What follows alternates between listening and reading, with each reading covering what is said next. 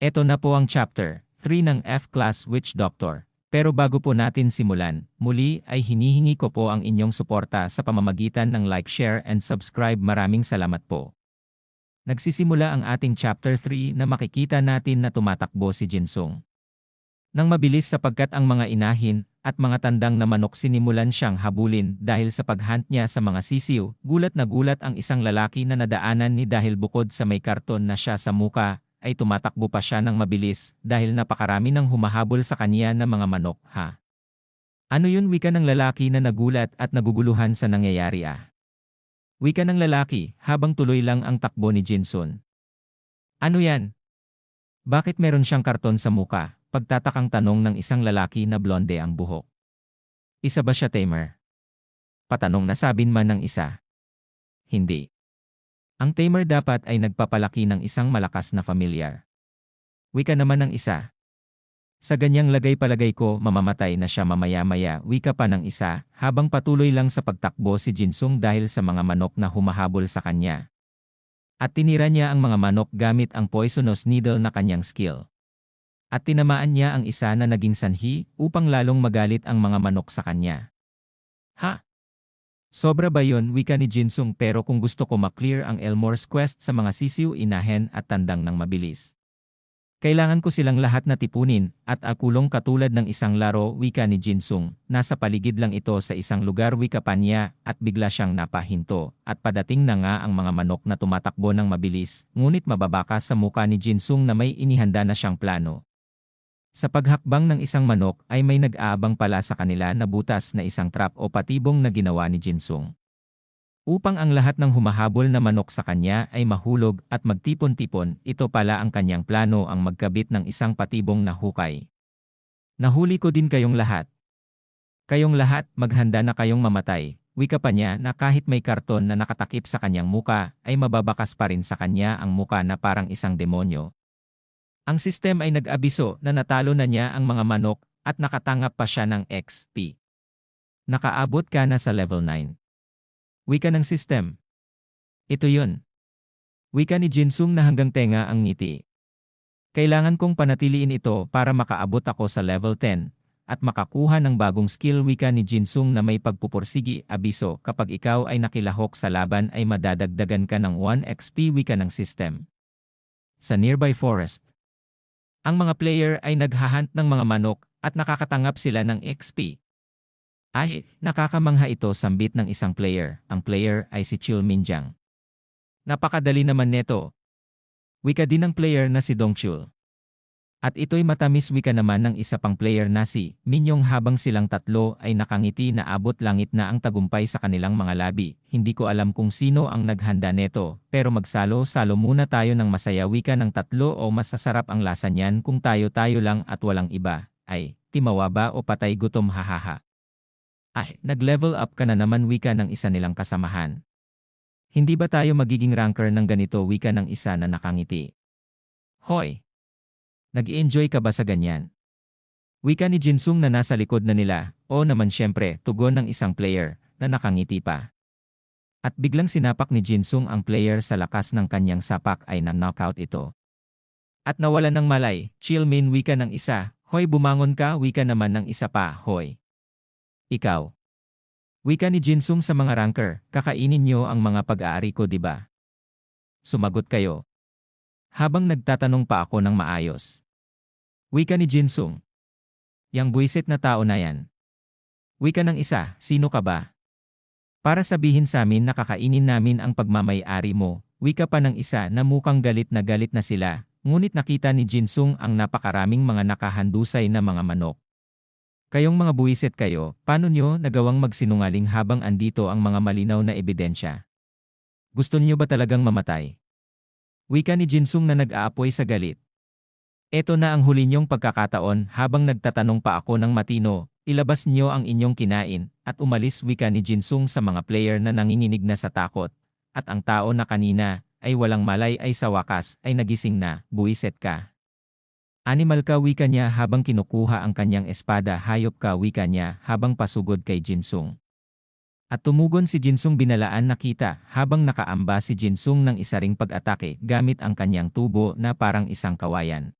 Binigyan niya ito ng isang malakas na palo sa ulo na sa sobrang lakas ng kanyang ginawa pati ang ugat sa kanyang mga kamay ay nagsilabasan. Gulat na gulat ang ibang mga player sa mga nasaksihan nila.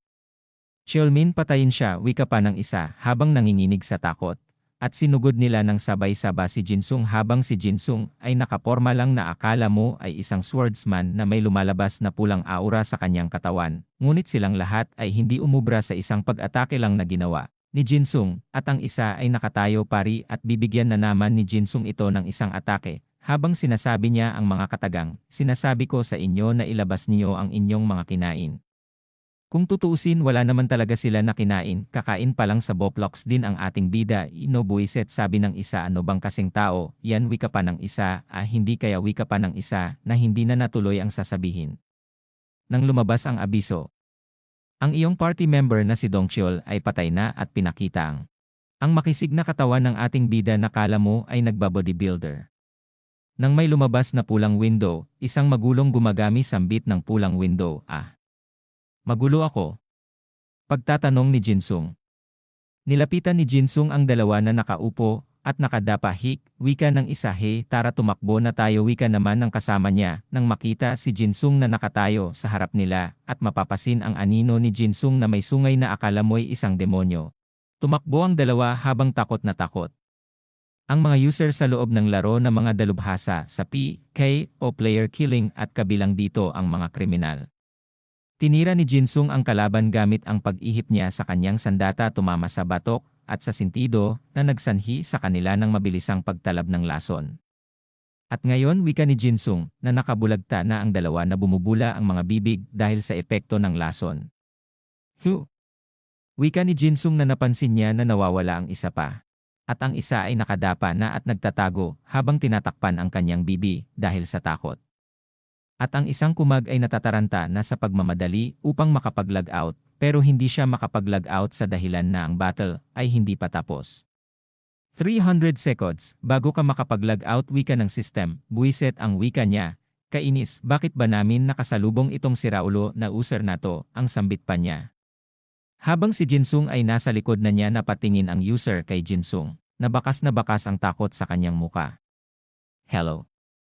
Wika naman ni Jinsung, ang tanging nabigkas na lang ng user ay ang mga katagang hik, at tinira na siya ni Jinsung ng kanyang deadly poison needle. Sa isang kagubatan, may maririnig mo ang kanyang malakas na sigaw na pati ang mga ibon ay nagsiliparan. Abiso, nakakuha ka ng 58 na dilaw na balahibo. At nakakuha ka din ng 47 na puting balahibo, nakakuha ka din ng 47 basic HP na puntos, wika ng system. Mas maganda ang naging bunga neto kesa sa aking inaasahan, wika ni Jinsung habang pinapakita ang kanyang mga nakalaban na wala ng mga buhay na akala mo. May nakain na mga sabon, abiso, nakaabot ka na sa level 10. Ngayon ay magagamit na niya ang skill sa pagkontrol sa mga patay at bloody impulse, pati na rin ang corrupted elixir. At ang skill na voodoo doll. Yes, sa wax finally, magagamit ko na ang level 10 na skill na nakalock, wika niya na masayang masaya. Nang biglang may lumabas na naman na pulang abiso na ikinagulat niya na may pagtataka, abiso, nagawa mo na ang PKO. People killing. Ang iyong pagkakahanay ay lalong bumaba sa isa. Kasalukuyan na pagkakahanay negatibo, 9.999 at 9.999. Abiso, walang karagdagan na pagkakahanay. Ha? Sa palagay ko, kahit na ang tae ay maaaring maging kapaki-pakinabang kung minsan, wika ni Jinsung, at ang tituto na kalupitan, bisa, ang malalaglag na mahahalagang item mula sa biktima, sa PK. 500%. Otomatikong pagmamay-ari ng mga ari-arian mula sa biktima ng PK, otomatikong pagmamay-ari na EXP mula sa biktima ng PK. Biglang natawa si Jinsung, hahaha, mula ngayon ito na ay isang pandaraya, sa bagay mas maganda ito kesa sa mga ibang bagay, wika niya. Ngayon kailangan ko pa lalong magpa-level up, kekeke, wika niya habang paalis na. Nag-log out na si Jinsung at bumalik na sa totoong mundo. Pumunta si Jinsung sa isang convenience store. Welcome ikaw bayan, wika ng lalaki sa cashier. Hello, yung tugon naman ni Jinsung. Bakit ka naman namimili ng napakarami pagkain sa convenience, wika ng lalaki kay Jinsung. Makakatong sakin to medyo busy kasi ako, wika ni Jinsung, at napabuntong hininga naman ang isa. Well, okay na siguro ito, tawagin mo na lang ako. Kung meron ka pang kailangan, babayaran na ni Jinsung ang kanyang pinamili. Ngunit ang lalaki ay ayaw na niya ito pabayad sa dahilang magkababata naman sila. At nagsabi na lang ng ilibre na lang daw niya ito ng inumin sa susunod.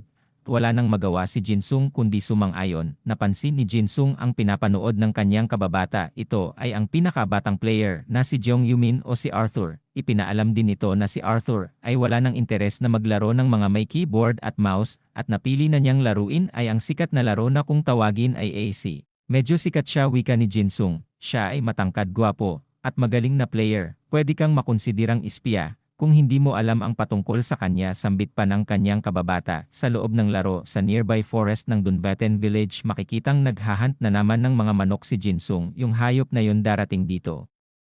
Wika ni Jinsung sa kanyang sarili, habang patuloy siyang nagpapa-level up hanggang sa naabot na niya ang level 15.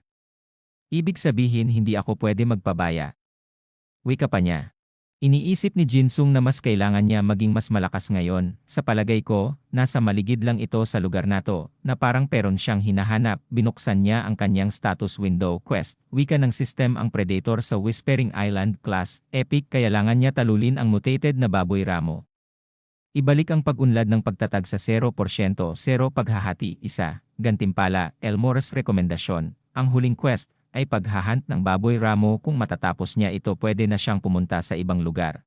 Dahil sa Elmore rekomendasyon, ang problema ay ang baboy ramo, may posibilidad na madala sila mag-migrate na dahilan kung bakit maghirap sila mahanap. Kung hindi ko mahanap ang buwiset na yun sa isang oras, kailangan ko na naman mag-antay ng ilan pang mga oras upang mag-respawn ang oras, wika ni Jinsung, hanggang sa napatigil siya. At mukhang nakakita na siya ng isang baboy ramo na para siyang natatakam rito. Nahanap din kita, wika niya, natakam sa baboy. Ang baboy ay nasa elite at level 30 ito. Level 30 at elite type. Iniisip si Jinsung na mamamatay siya kung ibaba niya ang kanyang dipesa, at pinakita ang mga pagkakasunod-sunod ng mga halimaw sa loob ng laro ng AC. Ito ay ang mga normal, elite at champion. Ang elite at ang champion ay may mga espesyal na characteristics. Meron isa sa bawat 8 sa 3 kategorya: attack, defense, and crowd control. At may kabuuan na 24 na mga pagkakaiba. Sinugod ni Jinsung ang baboy ramo at ginamit niya ang skill niya na Corruption Elixir. Upang malaman niya ang characteristic ng baboy ramo, tinaman niya ito, ngunit walang epekto sa baboy ramo. Nagulat ang baboy ramo na nasa puno na si Jinsung at binati niya ito. Galit na galit ang baboy ramo na dahilan upang sugurin niya si Jinsung. Nakaiwas si Jinsung at binato niya na naman ang baboy ramo ng Corruption Elixir. Tinamaan na naman niya ito, ngunit nagulat siya na hindi lang sa meron ang baboy ramo ng physical na immunity, patuloy niya itong inatake. Nag-abiso ang sistem na ang depensa ay bumababa na. Ayos, mukhang tumatalab na ang Corruption Elixir, wika ni Jinsung. Muli sinugod siya ng baboy ramo. Muling nakaiwas si Jinsung, ngunit muntikan na siya matamaan ng baboy ramo. Lalong nagalit ang baboy ramo, at muli na naman itong umatake kay Jinsung. Patuloy lang ang pagtakbo ni Jinsung hanggang sa nakarating siya sa parang pader na kulay asul.